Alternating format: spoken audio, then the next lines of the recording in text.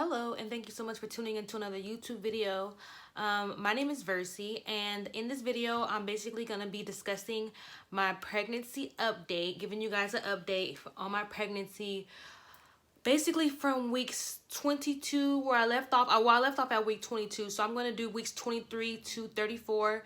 I'm going to do a separate video because as of right now, I'm 35 weeks, but I wanted to kind of put all those weeks into one because it's so much stuff that has happened recently, and I wanted to just update you all with that. But I wanted to do it in separate videos because I feel like they're going to be too long. So if you see me looking over here, it's because I'm looking at my iPad because I took notes. I didn't want it to be too long, and I also didn't want it to be like all over the place. So I wanted to kind of just stick with just talking about certain things that, you know, the most important things that has happened and things that I just wanted to share with you guys. So from weeks 23 to 34, some symptoms that I was feeling. Lower back pain. So I had a lot of lower back pain. It was really bad. I know it had a lot to do with the baby getting bigger, but I was in a lot of pain. Like, it was painful. Like, I couldn't walk, really. It was hard to even sit in a chair. At the time, I was working from home, so it was hard to even sit into a chair. I couldn't really do much. Like, even when I would, like, when I wash dishes, I would basically sit, or I have a stool that I sit on, and then I just do the dishes on the stool. But even that was painful. What helped me was I used a heating pad. I do have a heating pad that I use. I used that. That really helped alleviate a lot of the pain. And also another thing that helped alleviate a lot of the pain was I got a maternity belt, and that, oh my gosh, is a lifesaver. What it does is it kind of lifts your stomach up so that there's not so much pressure being put on your lower back. So that helped a lot. I don't wear it anymore because I really don't need it.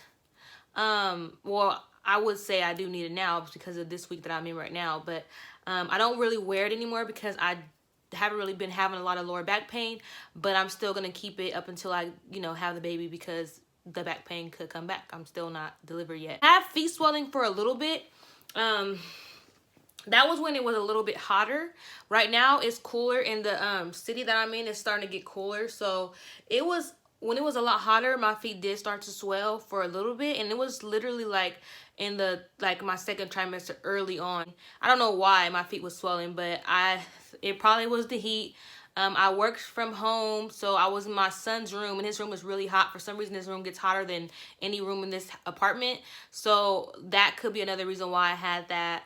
And then maybe I was eating a lot, like I was craving a lot of top ramen for some reason. Whenever I'm pregnant, even with my son, I craved a lot of top ramen. So that could be another reason why I had all those, you know, the seasoning packets have a lot of seasoning in it.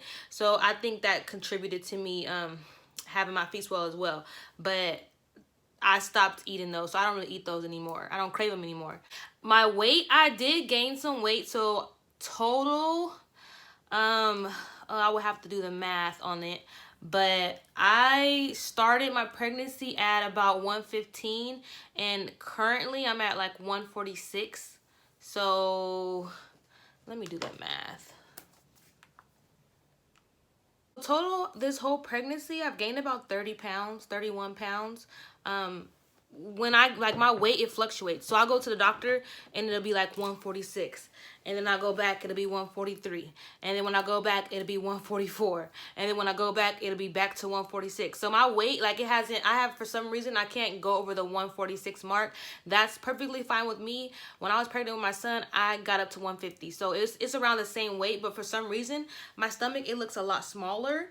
I think I'm gaining a lot of my weight, like, in my hips and in my behind, because I'm definitely filling out, and that's definitely not a complaint for me. But I will show you guys a baby bump in my next video because it's gonna make more sense, because this is my actual 35-week bump. So update on the Down syndrome. So this whole pregnancy, I've been seeing a specialist because I discussed it in my last pregnancy video that I've done. But basically, when I was pregnant, like earlier on in my pregnancy, I took the genetic testing in the beginning of my pregnancy, and basically tells you if your baby's at risk for Down syndrome and other different birth defects. So everything else came back good, no issues, but I did come back with the high risk of Down syndrome. So I had to go see a specialist. I thought it was only like gonna be like a one-time thing, but I've pretty much been seeing a specialist throughout my entire pregnancy. And at first they said, so basically they said there was a possibility that my baby was gonna have Down syndrome, and they wanted me, or they offered me to take the amniocentesis, or they offered me to take the blood test, which is the NIPT test, to determine if she was gonna have Down syndrome. So like I showed you guys in that video, I had the box. It basically has a number in there you call, or you can go online and set it up, and you can pretty much get a blood test. They can come to your house, or you can go there, and they will let you know if, once you take the test, you get it in 2 weeks, and they'll tell you if your baby actually has Down syndrome. So it's pretty much like the amniocentesis, but this one is kind of like non-invasive. So I mean, it's a blood test. It doesn't harm the baby, but the amniocentesis, there's a possibility that it does. The difference between the two is that the amniocentesis has a 99, I believe it's a 90, like it's literally pretty much factual. Like if you get that test, then that's your child definitely more than likely is going to have Down syndrome. It has a 99.9% what is that, 99.9% accuracy, and then the NIPT test has like a 95%, so there's a 5% chance that it could be off. But I held on to the box for a while, and I just decided that I wasn't gonna do it because I had the similar issue with my son. They said that he was at a high risk for Down syndrome, and he didn't have Down syndrome at all, so I just didn't do it. Also, I did speak to my OBGYN because I hadn't spoke to my I didn't really see my OBGYN until I was I think I was like 18 weeks. Like every time I would go before then, I would see the nurse practitioner. So I went to go talk to my specialist, and he encouraged me to take the NIPT test just to be on the safe side and just to make sure that I didn't have it. But when I went to go see my OB, like when I saw him for the first time, he basically said, like, you don't really, I mean, if you want to do it just to be 100% sure you can do it, or to be as, sure as you could do it, but you don't have to. Like, there's no concerns of anything that may think that the baby has Down syndrome. Also, when I've been going to my specialist, I go every month, every 4 weeks I go. When I go, every time I go, he says everything looks great. Like everything looks great. Like there's nothing that he sees in there that would indicate that she would have Down syndrome. The last time I went, so not this past time I went, but the prior time to that, they actually started doing 3D ultrasounds with me, and I'm gonna show you guys what her ultrasound looks like. So when I first saw her ultrasound, I got kind of spooked because I was like, she looks so much like her brother. It kind of scared me. I was like, oh my God, it's like looking into it's kind of like me rewinding and having my son all over again. That's how it looked. It kind of scared me. But yeah, but she looks, like a girl version of him. So these are her 3D ultrasound pictures. And this, you can't really see him, but I think she has her hands in her mouth on this one. And then this one is in the 3D. This is a regular one, and then this is the 3D. But she has her brother's nose. She has her brother's lips. She looks just like her dad. Like, they all look like the same. And it kind of made me not upset, but I was like, oh my gosh, I'm never gonna have a kid that looks like me. Because my son, he looks just like his dad, and she's gonna look like her brother and her dad. Well, I went then, and then they did the ultrasound. They said everything looks great. I keep asking, do you, just in your personal opinion, or your medical opinion, do you think that she's gonna have Down syndrome? And he basically said that if there was anything that they would have seen, they would have pretty much let me know already.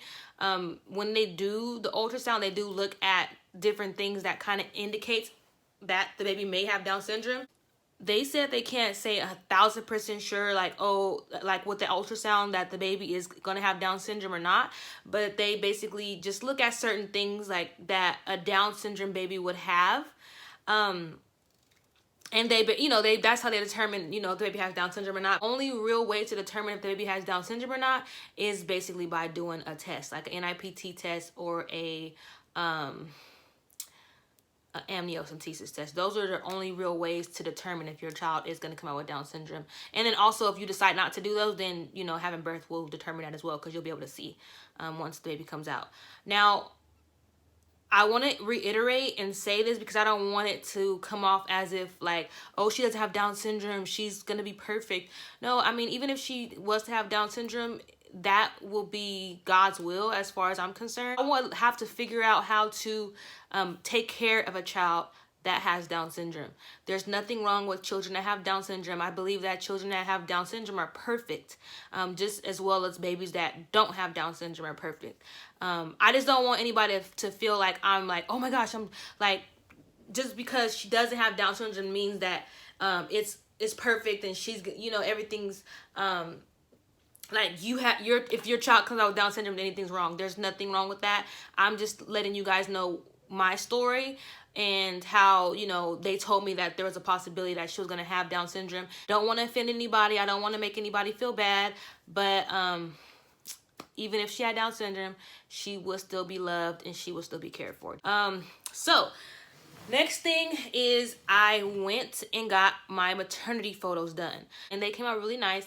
I will insert a picture of I will insert a couple of my maternity photo pictures. I really like how they came out. I had an all white dress on and it was kind of like long, so I could, you know, it's like one of those dresses kind of like that drape all the way out. So I had that dress on, and then I just I was gonna go to this makeup artist that I really want to go to, but for some reason, because I'm such a procrastinator, she was booked already. So I pretty much had to do my own makeup. So I just did my best. I'm not like a makeup artist at all, but I did my own makeup and I like how they turned out. I really do. When I was 30 weeks, I went on maternity leave. So I went and talked to my doctor, and my doctor basically, he told me that he was gonna put me off of work at 30 weeks. So I've been off work for 5 weeks. I thought I was gonna get bored. I was like, oh my gosh, I'm gonna get so bored, but I haven't gotten bored yet. I find something to do every day. Every day is busy. Every day goes by fast. It seems like the days are just zooming by, which is perfect because I'm getting closer and closer to my due date. But so I was like, okay, well, I am on maternity leave now. I'm about to crank all these pregnancy videos out. And then I kind of started to go another route with my channel. I've been posting other type of videos. I've been posting reaction videos, which those are the videos that I watch the most on YouTube. I love to react on things. I love to give commentary on things. So I started to kind of lean more towards those. But I was like, you know what? I don't want to lose sight of my pregnancy videos, because once the pregnancy's over, I can't make them. So I don't want to miss out on the opportunity, because that's the real reason why I started to post again on YouTube, is because I wanted to document my second pregnancy journey, because I didn't get to do it with my first son, so I wanted to do it with this pregnancy. So that's what I wanted to do. I wanted to crank this video out, give you guys some updates on what happened prior to that. If you guys have any questions about those weeks, from the weeks of 23 to 34, then definitely comment down below. Also, if you like this video, please give me a thumbs up and subscribe to my channel, so that way I know that you like these types of videos, and I will continue to make them as long as I can. Like, I only have 5 more weeks left, so I do intend on making more videos. But yeah, so that's what I wanted to share with you guys about those weeks updates. If you have any questions, comment down below. Even if you are pregnant right now, if you're in your journey through those weeks, from the weeks of 23 to 34, let's talk about it. You know, let me know, what kind of symptoms have you been having? What kind of changes that's going on in your body? What kind of changes is going on in your household? Like, what's going on? I would love to, you know, get feedback and talk to you guys about it. So I'm going to be directly after this video, I am going to be talking about my 35-week update. So please subscribe to my channel if you want to update on that. And you guys have a good night.